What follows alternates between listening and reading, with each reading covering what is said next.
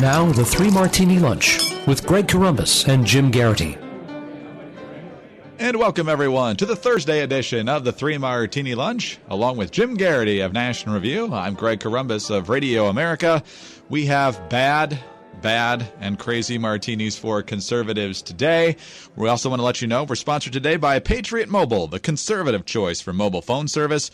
Join the conversation. We'll have more on Patriot Mobile a little bit later in the podcast. Jim, I have a feeling we're among the very few who are actually still working today in the Washington, D.C. area. The commute was a breeze.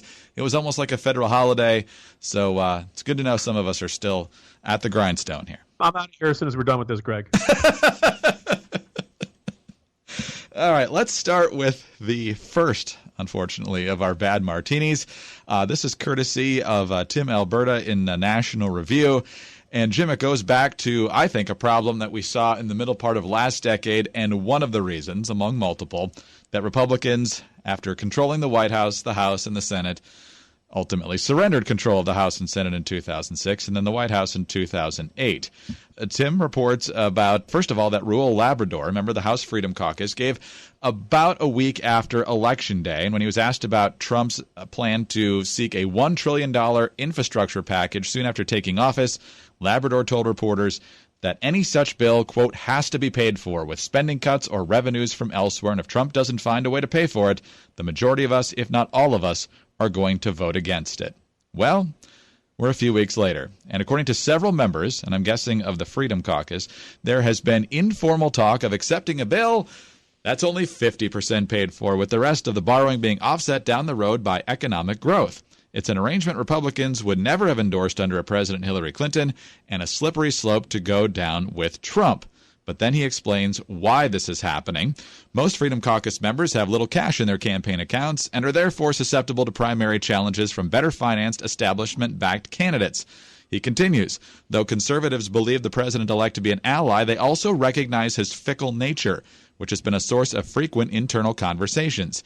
Even if they support Trump 9 times out of 10, voting against him once could trigger a tweet storm or the threat of a visit to their district. It's a chilling thought for members who know that the Republican National Committee, the National Republican Congressional Committee, and the House GOP leadership already want them gone. So, Jim, not only do we have a president who's got the most principled, or at least in the minds of many, some of the most conservative members of his party, shaking in their boots over one disagreement over the next 2 or the next 4 years, you've got people ready to compromise on principles that you and I liked, and, not adding to debt.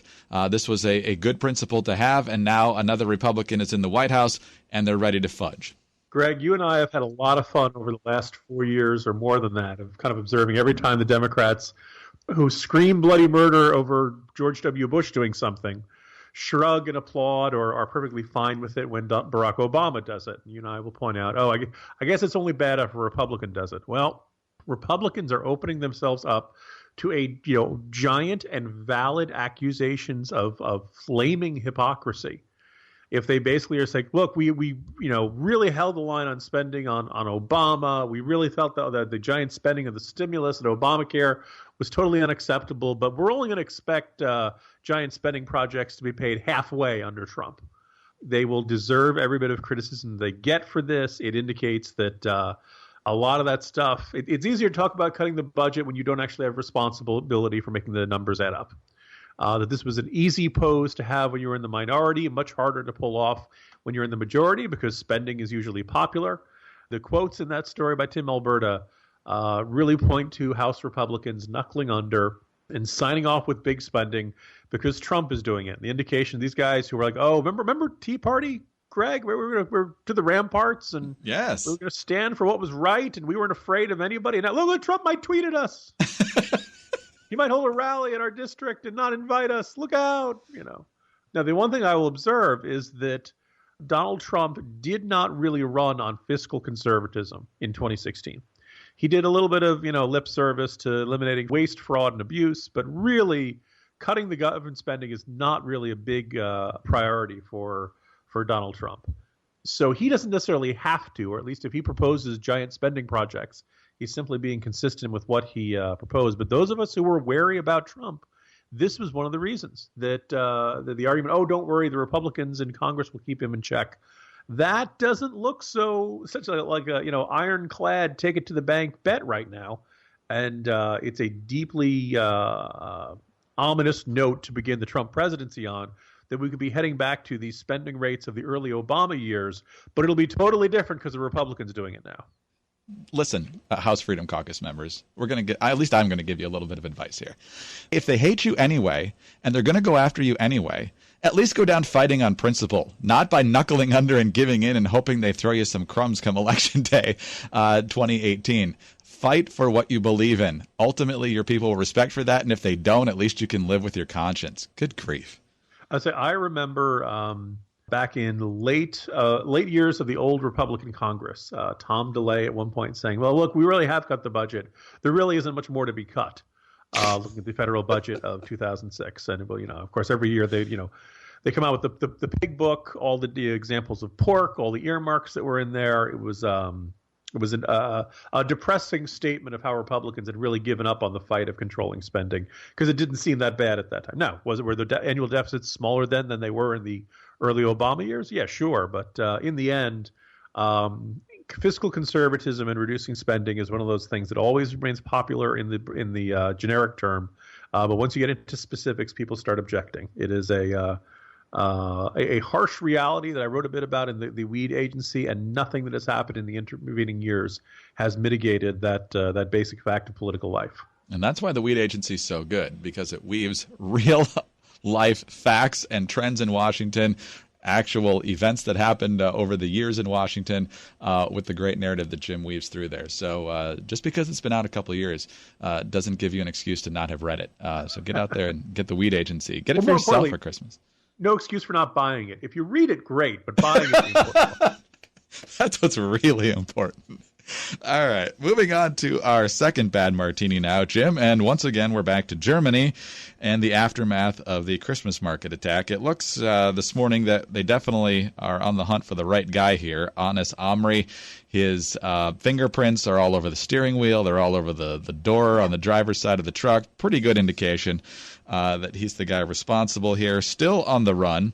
As you point out in the lead item in the Morning Jolt today, though, this guy, a Tunisian migrant, was the subject of a terrorism probe in Germany earlier this year and was not deported, even though his asylum bid was rejected. A senior German official said on Wednesday. The suspect, who went by numerous aliases, became the subject, of course, of this national manhunt, €100,000 reward. This is a guy who was also imprisoned for 4 years due to violent crime in Italy. Jim, what does it take to get kicked out of a country is what you ask in the Jolt today, and it's a good question. Yeah, it's bad. We kind of knew, and there were various reports of whether Europe really has a clear-eyed view on the potential threat of terrorism. We've been having this argument going back to the early days of the Bush administration. Whether Europe had really done the minimal acceptable level of assimilating and acclimating the new immigrants coming to their shores. The French with Algerians, the Germans with Turks, issues in places like Belgium and the Netherlands, over in the UK, all over the European continent, there were large groups of Muslim immigrants that appeared to be fertile soil for Islamists and radicals to recruit. Now, you bring in more than 1 million refugees in 1 year, you have a bigger population of people who may have sympathies towards that. And the description of the record of this guy is thoroughly depressing. We have our own issues of people being on our watch list here in the United States that turned out should have been on the do something about him list. So maybe we can't throw that many stones. But I'm just marveling at this, Greg, because one, the risks with this giant influx of refugees were transparent from the beginning. The German government told people not to worry about it. They said they had this handled. They said they could vet these people, and they did not vet these people. And even in a case like this, where they found lots of reasons, and they were, he did not qualify to stay, he was still hanging around until he could actually do something terrible and deadly like this. So you don't want to panic people, but there has been a complete dropping of the ball by the part of German security authorities. And on the one hand, considering their national history, you could understand why the German people might be wary about far-reaching state governmental authorities to keep tabs on people and investigate and potentially detain them for crimes against the state. Not pursuing a more aggressive course has consequences, and I think this is one of those consequences. It is hard to see how there'll be anything except a vehement backlash against Angela Merkel, and it deservedly so. And now the question is, how much can you mitigate the damage of this policy in the coming years, and how many terrorists can you stop while you're still trying to get a handle on this situation? And it's a good lesson for the United States as well, not just with refugees potentially, but also with people who are in the country illegally, overstayed their visas. If they don't belong here, start the process and get them going, because this is how things happen when you get sloppy with removing people who should be removed. So, to quote the song, you don't have to go home, but you can't stay here. I can understand why you wouldn't want to go back to Tunisia, but yes, you got to get out of here. But would you switch your phone companies if you knew your current carrier was using your money to promote liberal causes, whether it's making sure that you don't think the refugees could potentially pose any sort of problem, whether vetting is already extreme and you got nothing to worry about because the top people are on it, don't you worry, restricting your Second Amendment rights, or promoting abortion through Planned Parenthood? What if there was a liberal phone company targeting conservative candidates and organizations? Would you want to switch to a conservative phone company to help fight against their liberal agenda? The fact is, your carrier right now, they could be using your money to undermine your beliefs. There's also a radical liberal phone company out there spending tens of millions of dollars to defeat conservative leaders and fight for liberal social change. Well, Patriot Mobile is fighting back, and they are taking action. Patriot Mobile offers nationwide talk and text and high-speed data at competitive prices, and it donates up to 5% of your monthly bill to the conservative organization of your choice. You will get the same quality service, the latest and greatest devices like the Apple 6 and the Galaxy S7, competitive prices, and center-right causes that you believe in. Finally, you have a mobile phone company that believes what you believe. Patriot Mobile is America's only conservative phone company and was created to fight for conservative causes and defend conservative candidates. Stand with Patriot Mobile and give voice to your conservative values with every call, every text, every status update. Call 1-800-A-PATRIOT right now, or go to patriotmobile.com/ricochet to sign up. That's 1-800-A-PATRIOT or patriotmobile.com/ricochet. Patriot Mobile, the conservative choice for mobile phone service. Join the conversation. And let's hope conservative doesn't get redefined based on our first martini today. Jim, let's move on to our crazy martini now, and it's kind of the flip side of what we're seeing in Germany, although in some ways it's handling once again with kid gloves issues related to Muslims in the country. Nothing as serious as what we're seeing in Berlin and this guy getting away and not being kicked out before he could do the terrorist attack. But yesterday we got certainly two, and it seems like three hoaxes designed to gin up fears that Islamophobia or racism is alive and well in the United States, and all of them seem to be false. Two of them for sure are. Let's start in Michigan. On November 11th, the Detroit Free Press reported that Ann Arbor police are looking for a man who demanded that a University of Michigan student remove her hijab, a headscarf often worn by Muslim women, or be set on fire with a lighter. Now, the update on this story. Investigators conducted witness interviews and reviewed multiple surveillance videos of the area in question.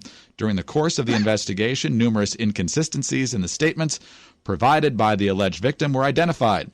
Following a thorough investigation, detectives have determined the incident in question did not occur. Then, let's go to Mississippi. November 1st, Hopewell Missionary Baptist Church, a predominantly black congregation, was burned and vandalized, and the vandalism included "Vote Trump" on the brick exterior.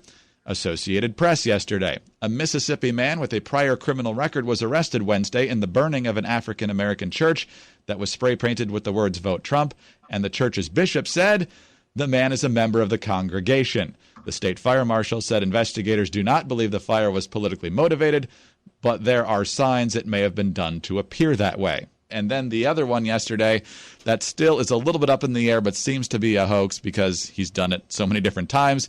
This YouTube character, Adam Saleh, on a plane with a friend of his that he refers to as Slim, says they were kicked off a flight from Heathrow in London to the United States because they were speaking in Arabic. The Delta Airlines statement says that they were shouting, and any sort of disruption along those lines usually results in people getting kicked off regardless of language.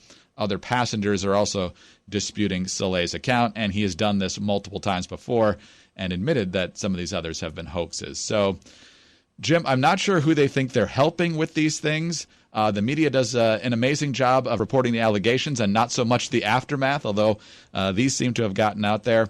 What do you make of all this? I don't know about you, Greg. I have reached the point where I don't want to reflexively distrust every claim of a hate crime that I hear, but we're starting to reach that point. So the first thing I kind of would let every listeners know, I don't know about you, I don't believe any story about you won't believe what they wrote on my receipt. Right. Rockets around social media, and sometimes it's the generous man picks up the check for single mom with 5 kids or something, some sort of real. The inspirational ones, okay, I'm going to choose to believe those are true. When you hear these stories about they wrote something nasty and homophobic or a racial slur on my check or something like that, for starters, I have a hard time getting the check at the restaurant to begin with. Right. Again, the most amazing thing in these stories, my first clue that it's a hoax is they had a response from their server. The second thing is just this sense of they're going to take the time and they're going to write something really nasty or terribly offensive. In a world of these sorts of things going viral on social media, like, oh, I really don't like that person. Let me write a racial slur on their receipt and then expect them to pay, by the way. Right. Somebody wants to get paid for service. Let's see if they leave a large tip. Right. I'm not saying this has never happened. I'm just really, really wary when you hear these sorts of stories. The second thing is, did you file a police report? Because when somebody says they're a victim of a terrible crime and something awful happened to them, and everyone in the world should know about it, and it's very serious and reflects this giant problem in society that's much more far-reaching than anybody thought, and it's time to raise awareness, but they refuse to file a police report, that is a giant red flag. Why would they want to not do it? Oh, because they don't want to make a big deal out of it. Wait a minute. You just turned this into this giant viral social media sensation. I don't want to make a big deal out of it, but I'm holding a press conference. No. It doesn't work that way, right? If you're really a victim of a crime, you would presumably be fine with filing a police report. Now, the reason people may not want to do that is because most people know filing a false police report is a crime in and of itself. And they kind of recognize that they're assuming the risk of criminal trouble if their hoax turns out to be the case. And then the third one, I suppose places like Brandeis or Berkeley or these college campuses could have large numbers of neo-Nazis and Klan members and virulently horrible race. It's possible. It's conceivable. But I tend to doubt it. And so when the person who is the activist against everything is the victim of the Nazi swastika or the N-word or something or a noose is left hanging on their doorknob or something like that, it always seems a little too perfect and a little too convenient that the person who would ordinarily be most inclined to make the biggest stink about this has this happen to them. Is it possible somebody targeted them for that kind of harassment? Yeah, it's possible. But we've just seen so many cases in which there are hoaxes and hate crimes that I think a little wariness is worthy, and it's terrible. These hoaxes are terrible because in some cases, someday somebody somewhere is genuinely going to be the victim of a hate crime. And you want to respond to that person with sympathy and understanding and to console them. But in the back of your mind, you start wondering whether you're being manipulated. So every one of these people who files a false police report should be prosecuted to the fullest extent of the law. And I think people in the media need to be a little more wary about these reports. You can't just point to a Facebook post and throw it up there on the site. You can't just you should call up the individual. You should call up the local police. Is there a police report filed? Does anything in this story not make sense? I think the single greatest example of this, and it's a slightly different breed of cat than what we're talking about here, Greg. How many listeners recognize the name Morton Downey Jr.? I do. All right, a departed talk show host who was active in, I guess, the late '80s and kind of known as a controversy shock jock. Shock jock, exactly. A fantastic performance, more or less playing himself in the cinematic classic Predator 2. But basically, at one point, his career started going on the downswing. People got tired of him. And he said that he was assaulted, I believe, in the San Francisco airport bathroom by neo-Nazis. Because that's where neo-Nazis hang out, Greg, is the San Francisco airport. And he comes out and he said that they had attacked him and they carved a swastika in his forehead. Except swastika was backwards, almost as if you were doing it to yourself in a mirror. And lo and behold, he later admitted that he had made it all up and done it to himself, and was a kind of a sad example of how far people go to get attention and get media coverage and things like that. Not everyone in this world is as twisted as Morton Downey Jr., but I think the media's got to exercise a little bit more skeptical for, at the very least, before writing the detailed think pieces. Because you notice we're already seeing, Greg, stories like, well, look, regardless of the specifics in this case, like whether it's true or not, which seems like a pretty important specific, as I make air quotes as I say that. Well, look, even if this case isn't true, the issue of flying while Arab is very serious, blah, blah, blah, blah, blah, blah. I don't want to say this is why Trump won, but the eagerness of people to, when reality does not fit the narrative, some truly deranged activists will attack themselves so that reality fits their own narrative, instead of acknowledging that, hey, maybe racism and terrible behavior is rarer than they think. The only police report of the stories that I have here is the one in Ann Arbor, and she could face charges for filing a false police report.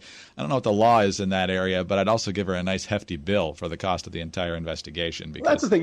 The idea of, haven't they suffered enough? No. They created the suffering.